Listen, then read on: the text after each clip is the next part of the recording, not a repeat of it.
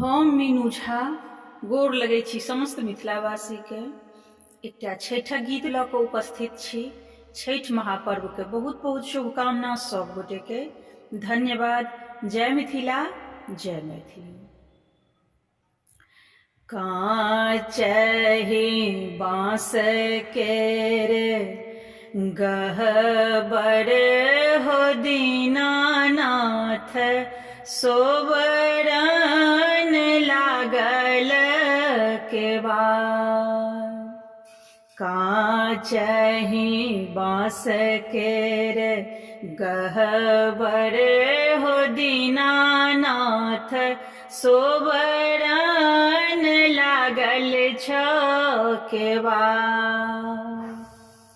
ताहि मंदिरबा में सुतल छ हो दीनानाथ, बाँझिन द्वार छ ठाढ़। ताहि गह्वर में सुतल छ हो दीनानाथ, बाँझिन द्वार छ ठाढ़।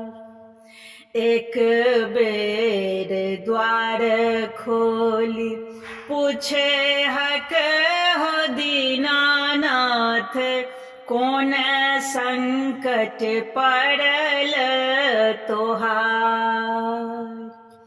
एक बेर द्वार खोली पूछे हक हो दीनानाथ, कोन संकट पड़ल तोहार। पुत्रक संकट पड़ल हो दीनानाथ, ताई एलौं द्वार तोहार।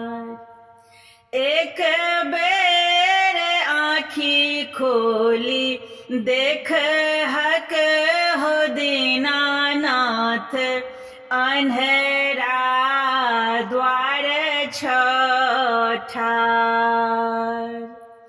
एक बेर अन्हेरा के पूछ हक हो दीनानाथ, कोन संकट पड़ल तोहार।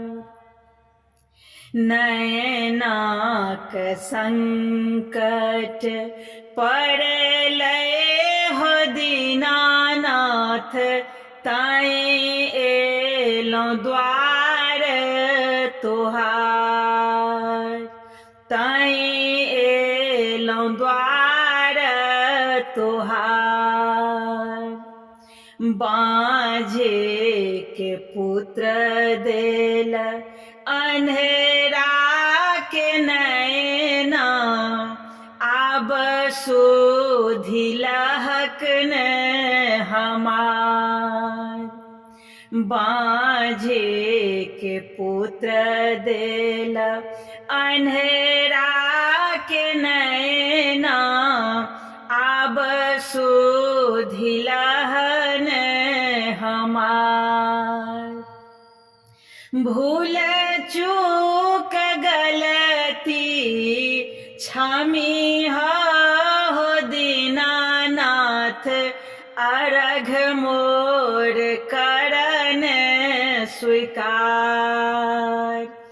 अर्घ मोर करन स्वीकार।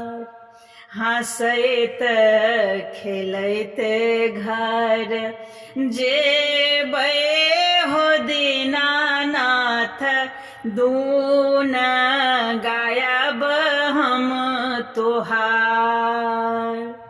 गुण गायब हम तोहार।